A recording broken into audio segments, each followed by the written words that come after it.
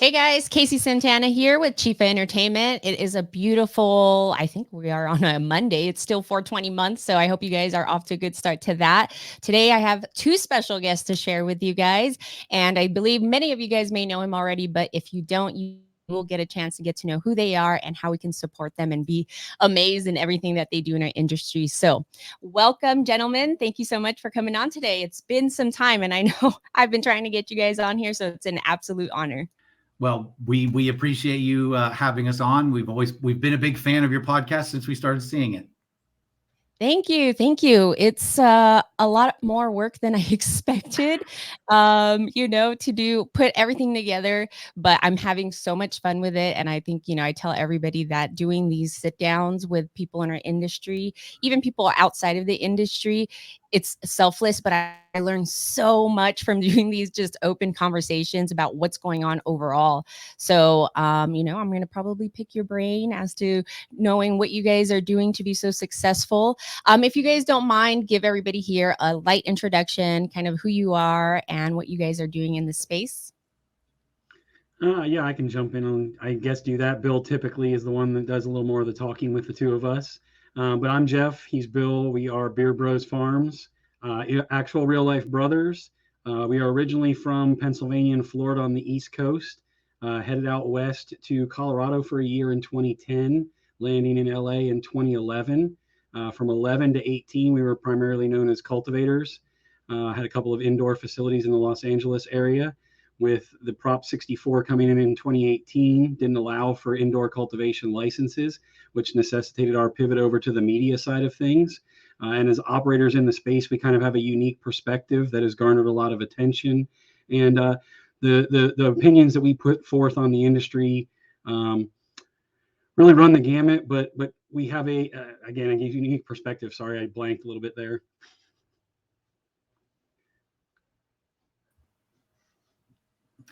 In 2018, when we recognized that we weren't going to be able to continue cultivating, we started our media group. That's what's got us. I feel that's got us more known than just being the cultivators that we were in Southern California. And so since then, our media has developed. But what happened is the media, even though the California market had gotten very difficult to operate in, even though we still are, the media has now opened us up to being able to have products in other states. So we've also got products now in Massachusetts, and we are also collaborating in Canada with a company, and we are getting flowers from small farms, and we are putting those products out through the entire country of Canada. Wow, Canada. Lucky you, Canada. You guys are going to get a taste of that. That's really exciting. You guys are probably more versed than I know. I mean, I follow your guys' newsletter, your media. I'm signed up for the newsletter and just your media outlet. You guys seem to cover everything across the board. And I always tell people it's so hard to stay on tap on what's going on for cannabis, whether that's hemp life, recreational, medicinal, and then all the legislative and regulators and then taxes. How do you guys stay so on top of that? I mean, do you guys have a team that is, kind of covering those things? Because you guys have the media, you guys have product, you guys are doing live events in person. How do you guys balance all of that? Well, the beauty of being a cultivator previously was you had to do it all yourself. So we became MacGyvers, right? When you're a cultivator, you have to do your own air conditioning, your own plumbing, your own electrical. You have to do all those things yourself, primarily back when we were doing it for secrecy, from not getting robbed or going to jail. So I think that actually did very well in conditioning us to wearing almost every single hat. I appreciate that people think we have a big crew. Ironically, it's not a really big crew. The way that we find things to talk about is we get called by people in the industry. So like Jeff was saying earlier, the fact that we are operators within the industry and then reporting on what's happening gives us an edge to somebody who doesn't operate within the industry. So we find ourselves a lot of time talking about our friends now in our media. Yeah, that totally makes sense. I mean, you guys are coming originally from Florida, Pennsylvania area, and then you guys came out here and started doing your thing. I can totally relate to the AC and even tapping into some light, some energy with some secret ways to get our energy going for ourselves. But yeah, I too came around probably 2000, early 2000s when I started tapping into doing my grow ops. So I know what you mean as far as wearing different hats, especially as to where we are now in the industry. Is there any wellness to that? I know cannabis has been, a lot of my fitness and wellness and kind of what keeps me a hustler in this industry and not like a victim mentality and just keep pushing. One, I love it. I've always been a black sheep for it. So now I feel like it's just full circle for me. But I think it's also been medicinal for me the more I became a mom and the more I started tapping into fitness. Do you guys use or think that cannabis has played in that way to keep you guys kind of like pivoting, keeping the mindset of just going around whatever is that may be, adversity for you guys or challenges? I mean, you guys are coming all the way from Florida, Pennsylvania. Now you guys are tapping into different markets in different states. So imagine your guys' mindset has to be very focused and you guys have to be disciplined in some ways to do that. Well, yeah, I think it's all wellness focused, and we tend to say that all use is medicinal, whether you're using it, for recreational purposes or not. There's still an underlying medicinal use to the product, and both of us have talked about our time when we were in teenagers and finding cannabis for the first time. You didn't understand it back then, but social anxiety and things like that were what you were using the cannabis for, as opposed to using alcohol or other things. So I think the wellness aspect has always played into it, and it's part of why our product offerings that we have now are what they are, because it isn't about the next hype product or the next hype flower. Even though we are cultivators at heart, it's about the change you can impact on other people's lives and improving those quality of life for those people.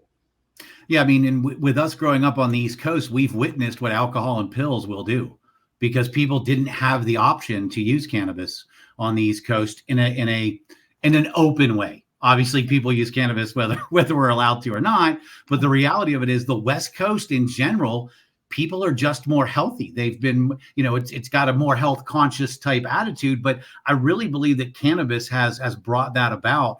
I have people on the East Coast that tell me, Bill, we'd love to use cannabis, but I can't. If I get into an accident 30 days after using cannabis and I test positive, I'm going to lose my job, even though the cannabis use was weeks or a month before that. So, I think the cannabis and wellness just go together. Yeah, I'm seeing a lot of that, and I'm glad you touched on that, because it is a big deal as far as alcohol and opioids being more kind of the normal thing. I mean, I know this firsthand because my mom is suffering from rheumatoid arthritis and osteoporosis, and they are quick to give the shots. They are quick for the quick fix, is what I'm saying. And, it's really hard for her to see the light in this being medicinal and kind of shifting off to that, not understanding that there's, options like your product, the RSO, going, not even understanding how that can be a replacement to, how much, I guess, the medicinal strength that you would get out of opioids, because, obviously they need to be at a stronger level. But for her to see it that way, she still can't grasp around it. She's like, oh no, I went and got my shots. Oh no, I got my pills refilled. And I'm like, to what extent are you supposed to take that all your life, every single day? At some point, your liver, your kidney, I just don't see it. Like I said, it's a quick fix that they like to do. And I think the more we can have these conversations, the more you guys cover things like this and the mainstream media professionals are aware of this plant. I'm hoping that these doctors are able to kind of at least give them the option instead of going the opioid route, because I know many people have also suffered from PTSD for veterans. I know you guys participate in supporting them, and sitting on the board of advisory for Battle Bros Foundation. They have shared so much about they don't really have a program to really get safe access to cannabis. What's your guys' experience with the veterans community as far as them also getting safe cannabis education and all that? Well, I mean, it even falls into the veterans fell down the pill hole as well. They were just given pills. The reality of it is, though, it comes back to education. Because think about this for a moment. An Oxycontin pill cannot be consumed in 5 different fashions, giving you 5 different effects. It's a one molecule thing. Granted, there's ways you can consume pills besides swallowing them, but that's not the point. The point is with cannabis, people just don't understand it. It's very complex. You know, you can take it as a sublingual, you can take it as an edible, you can take it as a topical, you can take it as an inhaled product. And so I really feel that the education is key. And bringing that back around to veterans, we got involved with veterans through Santa Cruz Veterans Alliance and Weed for Warriors back in 2013 and 14 is when we first started getting involved. And I was going to bring it up too. That's been that military mindset has been just send them pills, just send them pills. We have a friend of ours on the East Coast said, Bill, for years, they just sent me pills. I just drooled on myself on the couch for four years. I tried to kill myself 3 times because all they do is send them pills. When they discover cannabis, it's like a whole new world because, like I said, there's different consumption methods. You can use it as a light pain remedy. You can use it as a heavy pain remedy. You can use it as something to stop anxiety, like Jeff was speaking about earlier. So there's just so many different ways. But the veteran one was something that was near and dear to our heart because these guys would go put their lives on the line in another country. They would come back and we just send them pills and tell them to sit on their couch and drool on themselves. So, and that's one of our long-term goals with getting involved with the group we are in Canada, because they are able to do nationwide delivery to veterans at their home and have it covered by insurance. So the hope is long-term, we can continue to work with the groups here in the US that we've been working with, and our Canadian partners can start to impart some knowledge on them that they can then pass on to DC and to here in Sacramento to hopefully get better programs in place for the veterans. Because as Bill pointed out, if they tested positive for cannabis, not only would they punish them for that, they would stop sending them their pharmaceuticals, sending them into withdrawal on top of not allowing them to use the cannabis. So it's a double-edged sword, and they're really compounding the problems for the veterans as opposed to helping them into a better quality of life, again, as I mentioned earlier. Yeah. All great points. And thank you for doing that. Weed for Warriors, I see them quite often in the industry. They're very involved in the jiu-jitsu industry. I love seeing that. I mean, obviously jiu-jitsu has kind of also came into the light as far as their love for cannabis. I've gotten to know a few of them, girls and men, just talking about their use again in different ways. And like you said, knowing the different ways to consume it is so important, especially for the athletes that are coming in who are still actively in sports.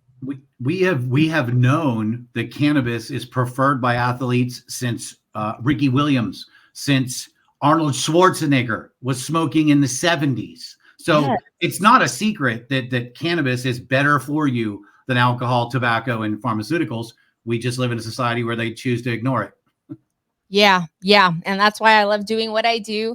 I love having people, like you in the industry that we could learn from and get actually solid information, because we all know that in today's world of social media and just media in general, there's a lot of bullshit out there. So I appreciate that you guys keep it real. I know there's a lot of things going on in our industry. Is there anything that you guys have to say regarding rescheduling and descheduling? I know that's a buzz. I know it's kind of a torn perspective, and people just don't know where to lean to. And I think people who don't really know the difference between the two, how it affects us. Any thoughts to that, both of you? I mean, we're certainly deschedule over reschedule, guys. We've been saying for decades that if they reschedule it, you're going to have a federal drug manufacturing license. If they go anything above, I think even 4, I believe, needs a license. So the rescheduling thing is just a way for them to continue to control something that they don't need to control. So we're definitely on team reschedule. You get a lot of pushback from that, saying, "Oh, it can't be done." My comeback to that is when they created the CSA, they intentionally left tobacco out, even though it's deadly and should be on the CSA, and they gave alcohol an exemption through an amendment to the Constitution. So I don't see any reason that we couldn't do one of those two things for cannabis, but everybody wants to say that, we can't do this, we can't do that. Yeah, I agree. I agree. I'm definitely in the deschedule camp, not the reschedule camp. It shouldn't have been scheduled one to begin with. So, I mean, it all starts from the misinformation. That's to me the most frustrating thing about it is the information and the education was actually out there, and it's the misinformation that we're now trying to undo to get it back to the point that it was. We were talking a little bit earlier about opioids and other things that people use cannabis to stop using those things, and even the gateway that they always used to say it was the gateway to those drugs. We're now turning around and finding out, no, it's actually the gateway off of those drugs, not that it's going to be the thing that's going to push you to there. And we're finding out that most kids, when they were, in their early teens, it was alcohol or tobacco that they tried first as that mind-altering substance that sent them on that path. So if we were educating people about alcohol, tobacco, and cannabis at the same time as youths, maybe they're making the smart, safer choice from the beginning, and we aren't having to undo this, and we aren't having all of the capitalism and commercialism that get behind alcohol and tobacco that allow them the preferred status that they have, and put cannabis in the unpreferred status that it has been in for the last 80 years. So it's just incredibly frustrating, but it's also, to your point, a little bit invigorating to be on the forward end of that curve, of being the people that maybe you were ostracized when you were younger from most of your friends when they were partying, but now as adults, they're coming around and going, you actually you were making a lot of sense 10, 15, 20 years ago. Yeah. Yeah. The ones that creep on my Instagram that are from high school, I'm like, I told you I was still about this shit. Well, I mean, yeah, you still get that. You still have, I mean, coming from the East Coast, we were always about cannabis and it was illegal. And, there was people that doubted. Yeah. Yeah. I think I'm to my thing is I won't be able to grow, if they don't understand it, like a home grow is not going to be allowed if this gets rescheduled. And, if you guys know me and follow me, you guys all know that there's always going to be an upper hand. I don't trust what's behind the actual idea, because we were promised a lot of shit and those things didn't get pushed forward either. So I'm hoping those agendas don't get pushed onto this and they get marinated in the two to push people towards the deschedule. And that's kind of my perspective on this, just because it's a hot year. So I'm excited to see kind of where it goes. I'm keeping my fingers crossed. Maybe nothing happens this year. What do you guys think? Anything's going to happen this year? I mean, we're going into the second quarter, and so what are your guys' thoughts as far as how it's going to move? Because things do move a little slow when it comes to our industry.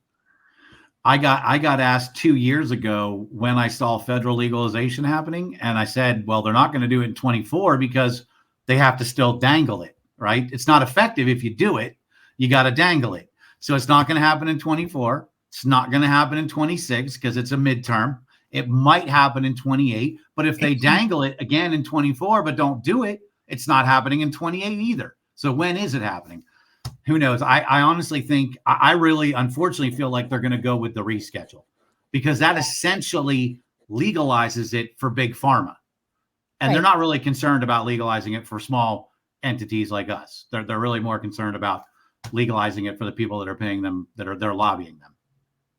Yeah, no, I kind of feel that as well. So I mean, to that note, I think I feel that maybe we have more time to maybe fight for it. Hopefully, if there's more people out like us to fight for that change, at least to slow it down and have them see that end of things. But yeah, I think because they see, like you said, tobacco and alcohol was still on there, and probably sugar is not even looked at. And that's one of the biggest problems in today's world as well. But yeah, I think it's an interesting time that we're going into just with politics. Everybody, kind of looking at that, the descheduling, and then all the different states kind of also trying to figure out how to structure their I feel like more states are on board, but they're still trying to structure hemp, and THC and understand THCA and all of that. I know you guys do a lot of educational bits and pieces as to all the cannabinoids in our plant. Any feedback to that as far as how you see the different states understanding how that, like the plant, like you said? Are there more states that are more, I guess, well-versed on the plant versus the states that just need a lot more help as far as, knowing where they want to go with it medicinally or recreationally? Well, I mean, we've just got this weird dichotomy right now where we've got the same plant classified in two different systems, right? So we have the Farm Bill, and they're saying it legalizes THC to a degree. And you have states that have embraced that because their senators and such understand that hemp was a big business. What it's morphed into is we basically have two parallel consumer products now. You have THCAs and THC. And so the reality of it is everything's THCA. It all comes down to wording. People just didn't understand it. The legislators that were writing the farm bill didn't understand it. So when they legalized 0.3% THC by dry weight volume, again, another screw up in the farm bill. That's why you can legally get THC edibles and drinks, because the volume of them is so much that having 10, 20, even 50 milligrams of THC makes them still compliant. So we've literally got this weird dichotomy of completely unregulated cannabis products that go under hemp, along with overregulated and overtaxed cannabis products that go with the state systems. And so we're just living in this really weird time. I'm not against any of the hemp stuff. I think that the more we normalize it, the better. But there needs to be an understanding that it's the same plant, and we need to come together somewhere in the middle on regulation, rather than none on one side and too much on the other. And I don't think they did this at the Farm Bill with that intent in mind, obviously.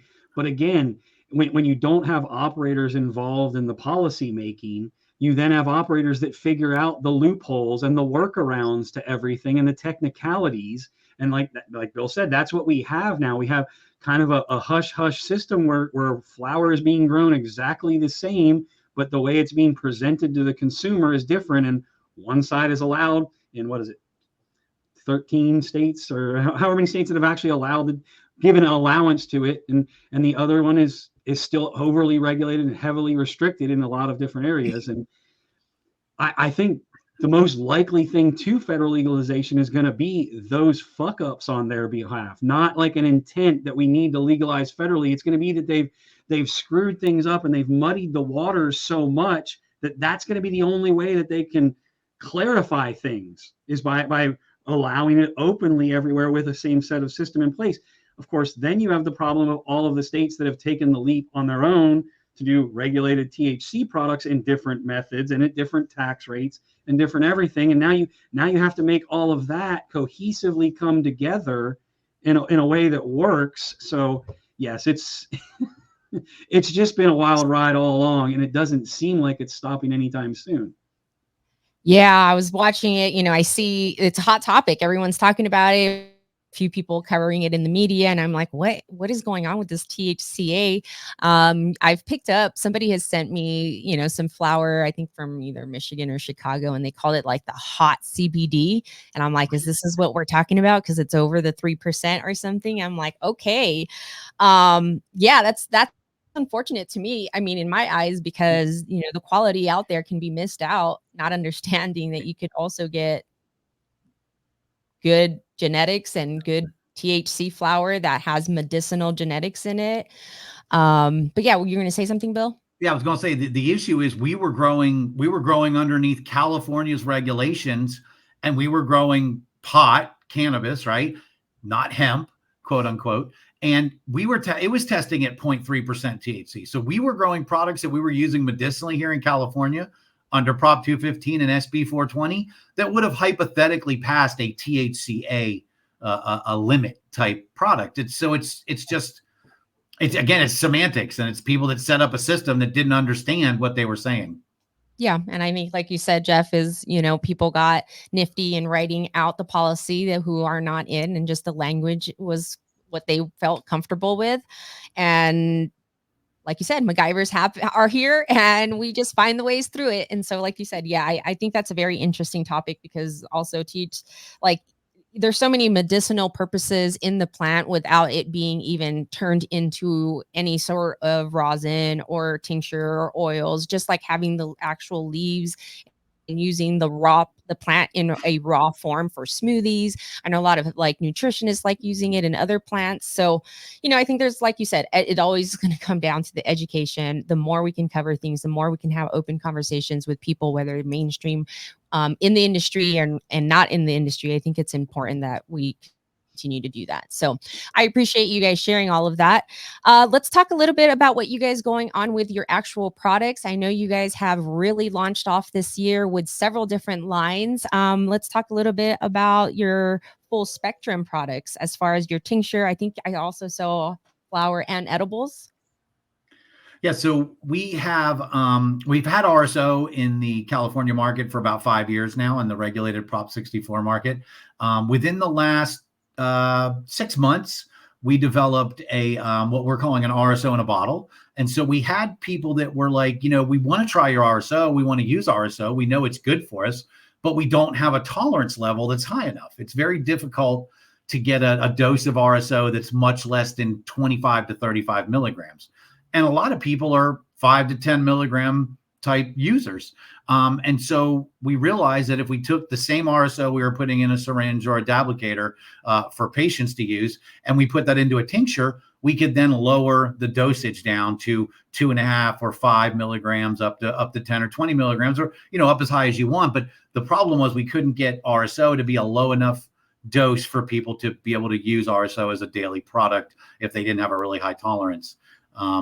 And so we we're going to be expanding that. We want to get into capsules with RSO or capsules. The idea is we want to do an RSO full spectrum complete product line, everything from topicals and the tinctures and the actual RSO oil we have now into capsules and other products as well.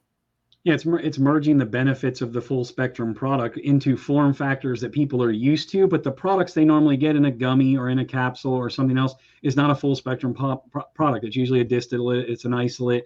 It's not as an enjoyable of experience, and it's not as beneficial of an experience. So trying to merge those two things, because the initial RSO in a syringe is much more of a California caregiver product. It's much more accepted here. But when you move into other states where people didn't have that model and weren't used to seeing cancer patients, epilepsy patients, autism patients taking product in that fashion, it's foreign to them. So trying to meet the consumer at the point of education, but also usefulness of the product.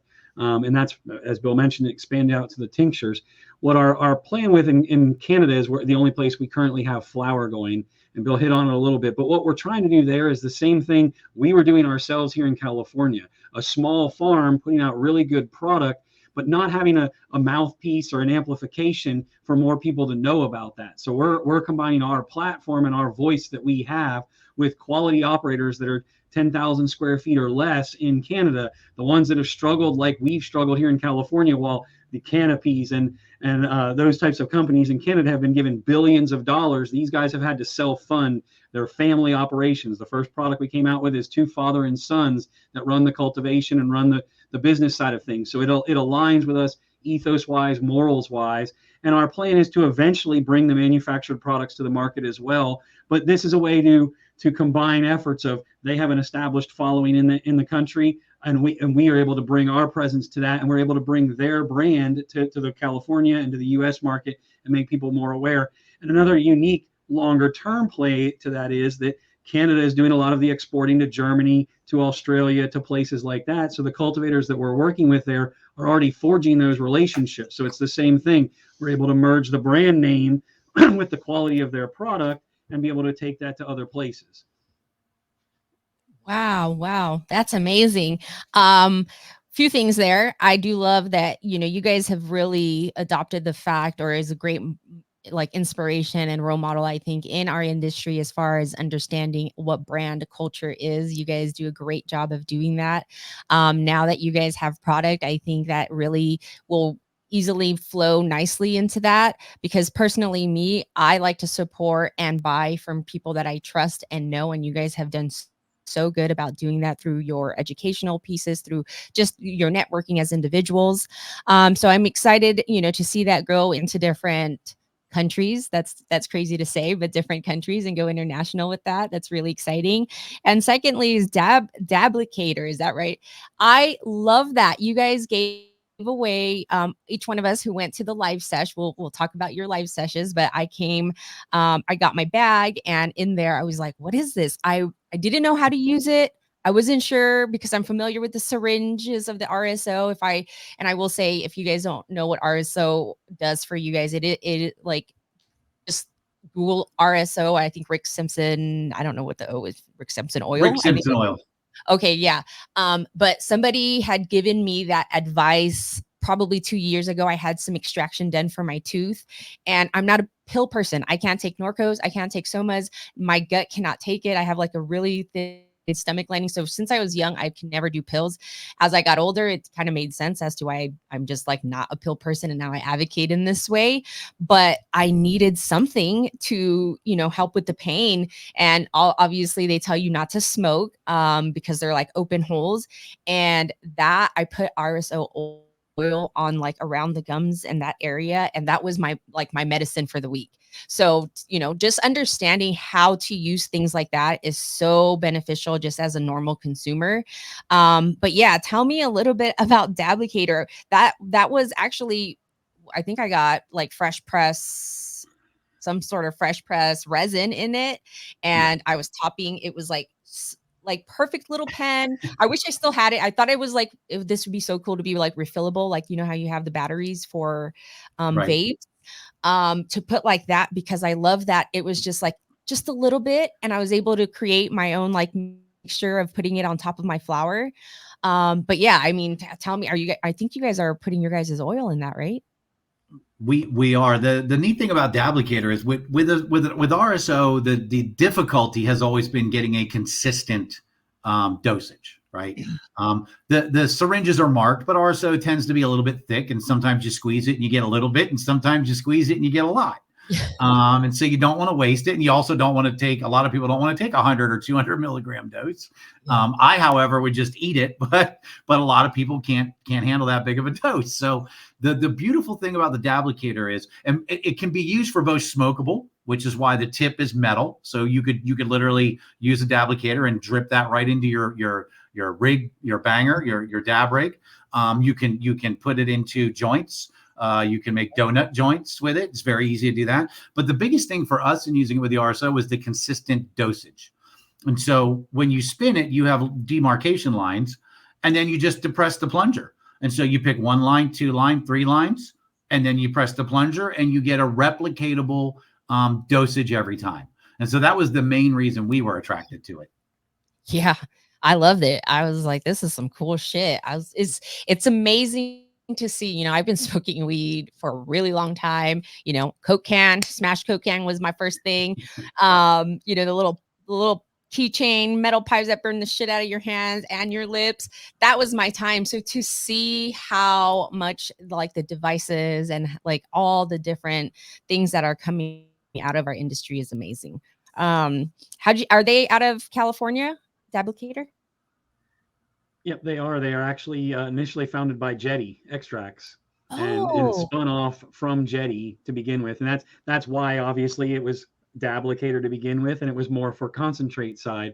I know there are some other companies using it for RSO. I think we're one of the few that are really pushing on it for the, as Bill pointed out, the increased dosing specifications, and just it being a better form factor for the product in general. Totally makes sense. Well, it seems like they're off to some good starts with different ways to get product out besides the actual, fresh presses that they have out there. Are all of your guys' product on your guys' website? We'll make sure that we put it in our description. Yes, we have a product finder on there, and on the product finder, it's got all the different images that the different POS systems use. So you can find them all on beerbrosfarms.com, and then there's a product finder underneath products. Very cool. Very cool. We'll make sure we put all of their description and links to where you guys can support each one of them in our description. But before we also dive into our rapid fire, I'm curious to know if you guys have anything to say about opening businesses in Florida. California seems to be going through a lot of riffraff right now as far as just being a small business owner. Our governor here doing whatever he's doing into our state. You guys coming from Florida, do you guys have any suggestions for people just not continuing to do business as far as cannabis in the industry, and moving it maybe to Florida or other states would be more easier to run? Do you guys have any tips or any suggestions to that? Well, I mean, the biggest issue for anybody, the reason we ended up in California, because it was one of the places you could start out as a small business. That's actually just a thing of the past. There is nowhere that you can be a small, other than Oklahoma, there's nowhere you can go set up a cannabis business for under $1 million, right? Yeah. In particular, Florida is $1 million every 2 years is their licensing fee. So unless you have $500,000 to drop each year for just licensing, you're not going to get a license in Florida. So, the East Coast is and has been overly restrictive.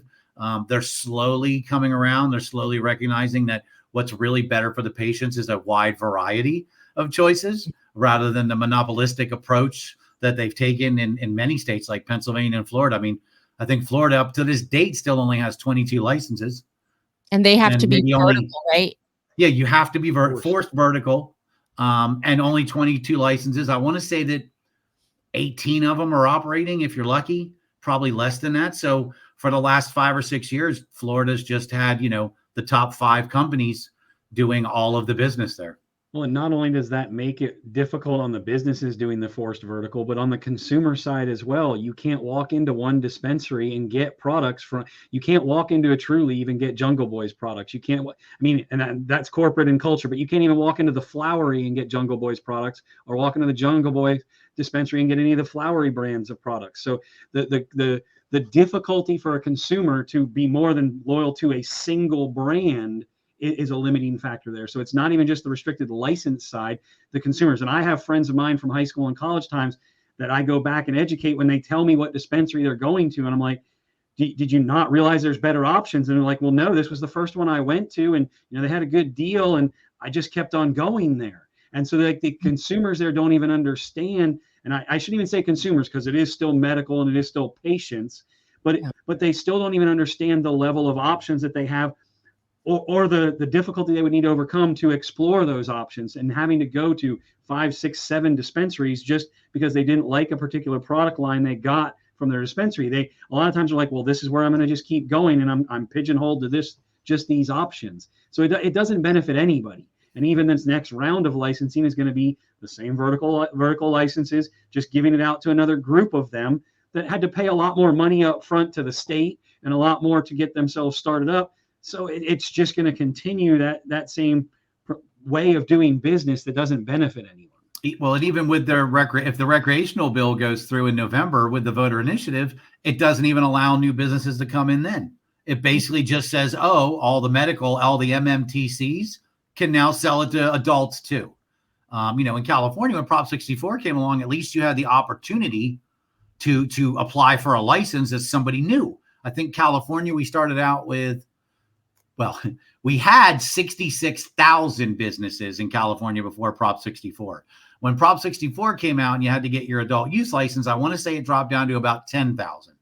I think we're at about 6,000 or 7,000. So California's done nothing but just reduce its choices by 90% with Prop 64, but that doesn't even exist in Florida.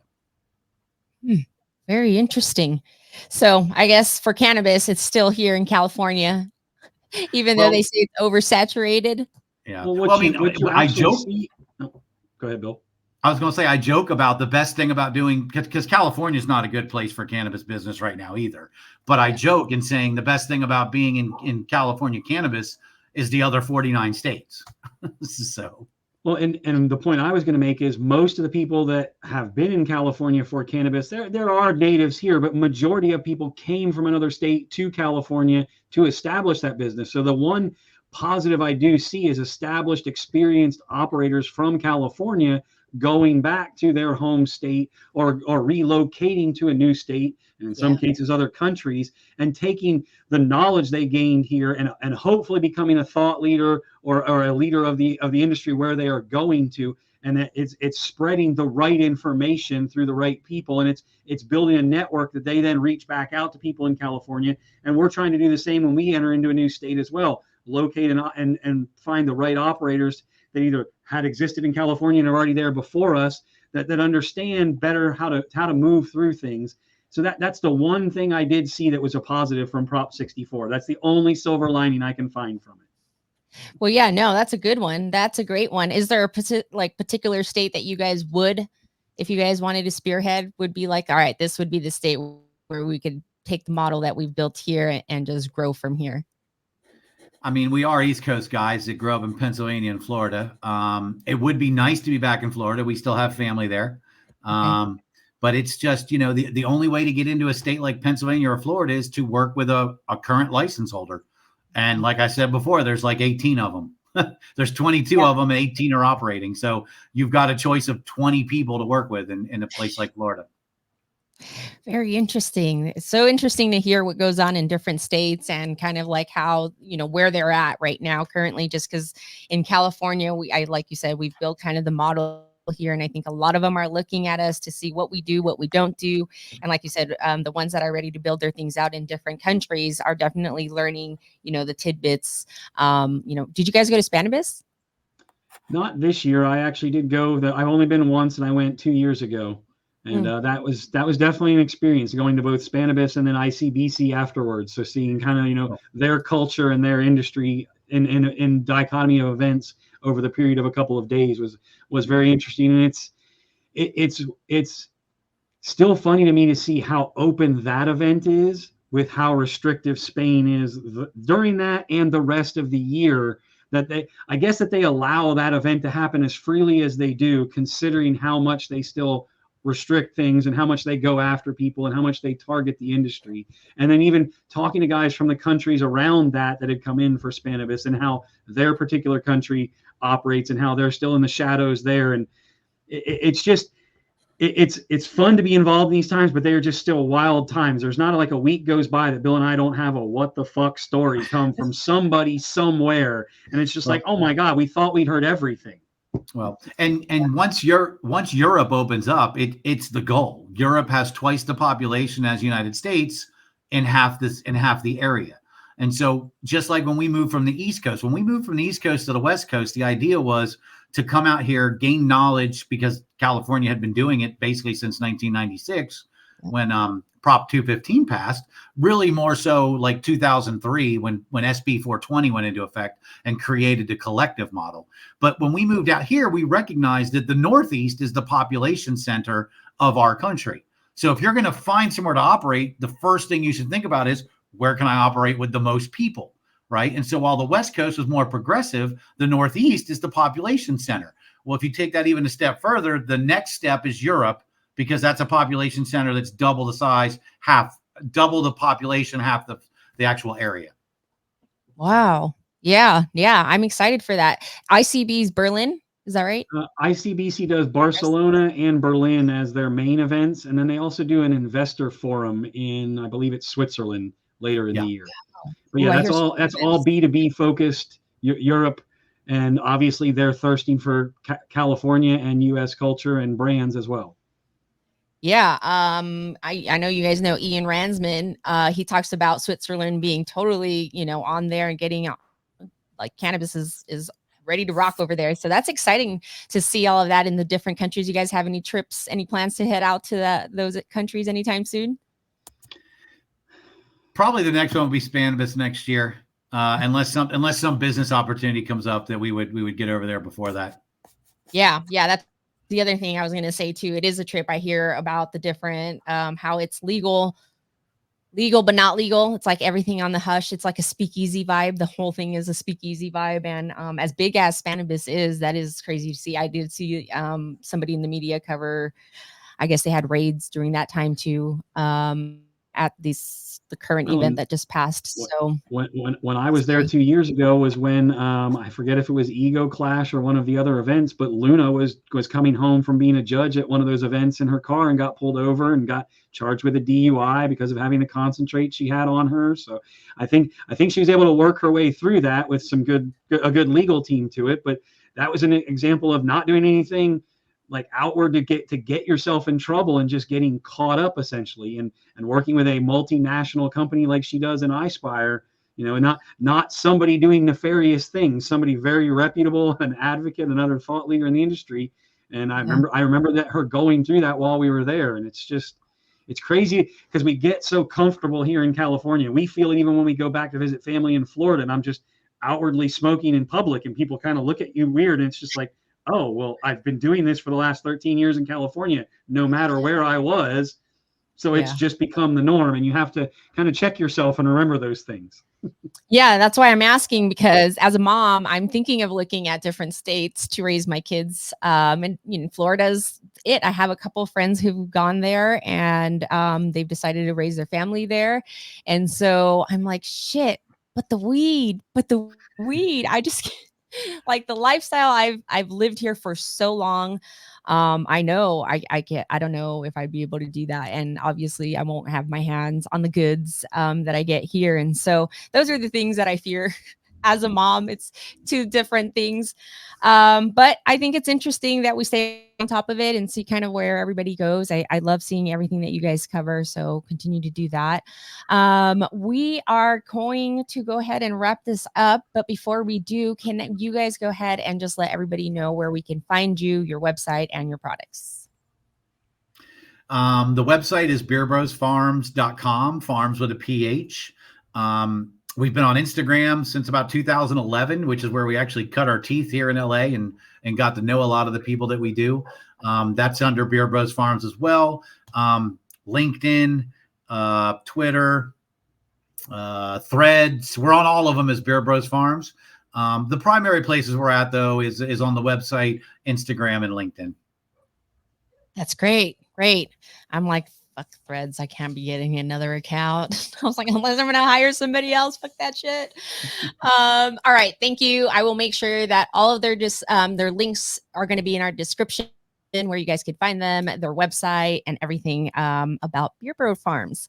All right. So rapid fire, just around some fun culture questions about how you like to smoke weed. Both of you can answer whichever way. If you want to go Jeff first, Bill first. But there's just two like one-worded answers, or one sentence, or one story. Since we're in the cannabis industry, some of it always comes with stories. All right. Rapid fire, 7 grams. Grinders or fingers? I'm a grinder guy. Same, grinder. I'll use fingers if obviously I don't have a grinder around, but preference. And I would say that's because of the California weed. It's too sticky to roll with your fingers, because then the joint or the blunt it sticks to your fingers and you can't roll it. I was just going to say, when I was rolling up brickweed on the East Coast, it didn't require a grinder. It just required some fingers, and it turned to dust. So started out as fingers, but became grinder. Exactly that.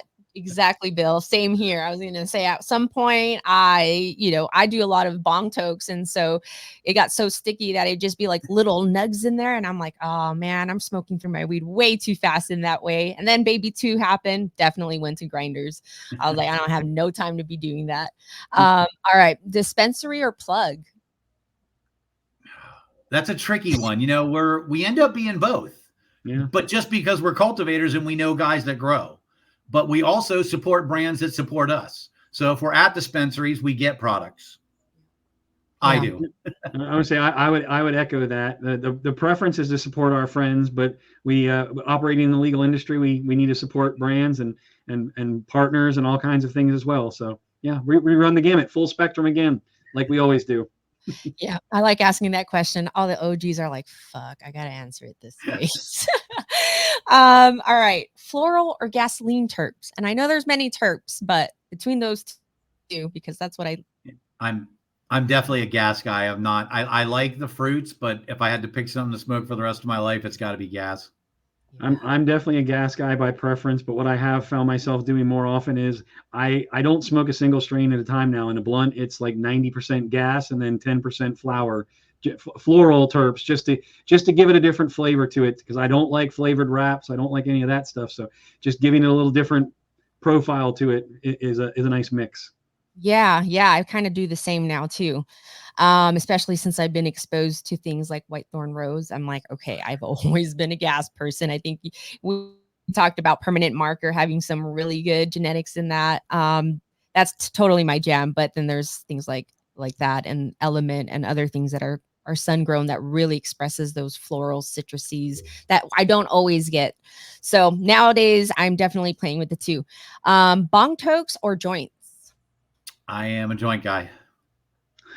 I'm both, because I prefer bong tokes and always have. My significant other prefers joints, blunts, and since we're both high volume smokers and high tolerance smokers, it always ends up with a big joint. But I like the blunt. I like the directness of the blunt. I mean, of the long ready. I'm sure it's like the bong ready while I'm rolling. So it's a little bit of both, I'm sure. Yeah. Okay, great. Papers or leaves? Papers for me with the joints. Mm-hmm. And papers on the joints, but I don't. This is me aging myself. I'm a Swisher roller. So I never got into the backwoods because I was too old for the backwoods and didn't like the flavors. I like the Swisher non-flavored. Yep. I feel like I could roll faster and just easier. I don't know if it's because I'm used to it, but same here. Have you guys done banana rolls or banana leaves? No? No? I have not. No. Well, I haven't rolled one myself, but I have Yeah. had a cannagar, I think is what they called it, but it was all banana leaf. It was okay. Yeah. Just When- like when I you know, was- it's Never fun. rolled them ourselves, but have definitely had the Kinnegars over the years. Actually, speaking of rolling, Bill, aren't you my classmate this year for pre-rolls for Emerald Cup? I am an Emerald Cup pre-roll judge. Woohoo! Oh, it's going to be so fun. It's going to be so much fun. And Jeff, you are on edibles or tinctures? I am edibles for the third year in a row. Oh, Tim always jokes all the edible judges need chaperones. I don't know how you guys do it. Edibles are like a whole different ball game. They just need to give us a longer period to judge them. That's the thing. They give us the same amount of time as everybody else. You can judge 3 pre-rolls in a day. It's tough to judge 3 edibles in a day.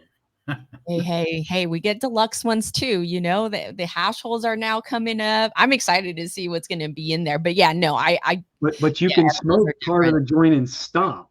I remember it was last year, the year before, we got Absolute Extracts 200 milligram single capsule. There's no way to take 10 milligrams of the 200 milligram capsule. You're taking it and enjoy the ride. Wow. Yeah. You guys deserve it like a trophy too. Edibles are different story. Yeah, I don't do edibles too much, but I do like the gummies that are low dosage for like sleep, especially the ones that have the different ratios. Love those. And flavor too. If they can really nail down flavor in gummies, like you said, that makes a difference because I've had some really planty tasting gummies and I'm like, what happened here? All right. I think we are our last two, live resin or rosin.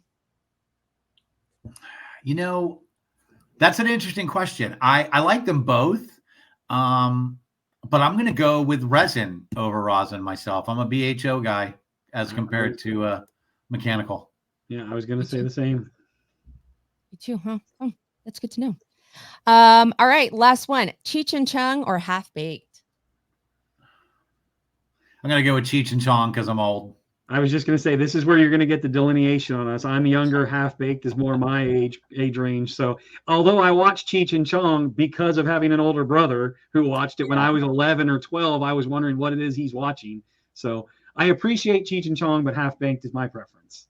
Yeah, I have to say the same. I go back and forth, but somebody did say something about like if we're talking about culture, I have to say Cheech and Chong, but I fucking love half baked. You know, can't go wrong with that. So I think if we look at it that way, it's very interesting. But thank you so much for doing our rapid fires 7-gram questions. It's just a fun, light thing to get to know you guys as individuals. And thank you again for coming on and sharing everything that you guys did.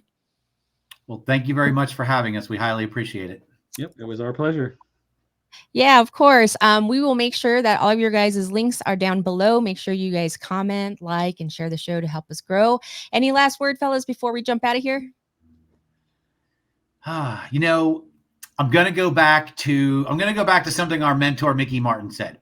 It's not our job to be an advocate for you. It's your job to get out in your community and tell the people at the grocery store and the people you see at the 7-Eleven and the people you see that I like weed and there's nothing wrong with weed. And I'll go ahead and actually echo that with another one of Mickey's quotes. It's just about a plant and some freedom. That's all this is about. We're making it way too complex. It's a plant and the freedom to use it.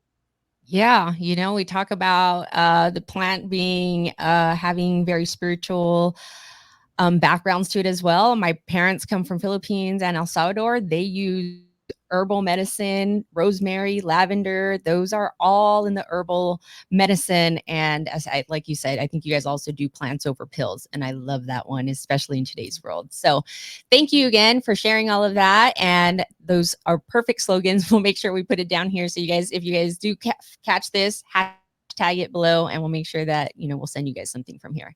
All right, guys, that's it for us here. See you guys on the next one. Peace.